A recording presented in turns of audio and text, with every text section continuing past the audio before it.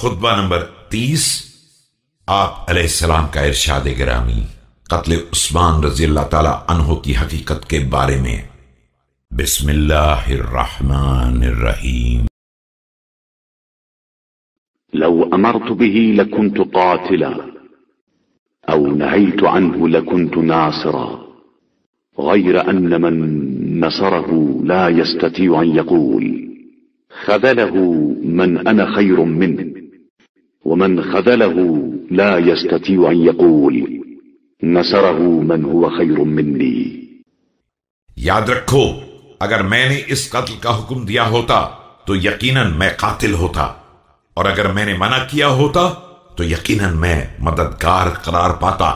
لیکن بہرحال یہ بات طے شدہ ہے کہ جن بنی امیہ نے مدد کی ہے وہ اپنے کو ان سے بہتر نہیں کہہ سکتے ہیں جنہوں نے نظر انداز کر دیا ہے، اور جن لوگوں نے نظر انداز کر دیا ہے وہ یہ نہیں کہہ سکتے کہ جس نے مدد کی ہے وہ ہم سے بہتر تھا۔ وَأَنَا جَامِعٌ لَكُمْ أَمْرًا اسْتَأْثَرَ فَأَسَاءَ الْأَثَرَ وَجَزِعْتُمْ فَأَسَأْتُمُ الْجَزَعَ وَلِلَّهِ حُكْمٌ وَاقِعٌ فِي الْمُسْتَأْثِرِ وَالْجَازِعِ۔ اب میں اس قتل کا خلاصہ بتائے دیتا ہوں۔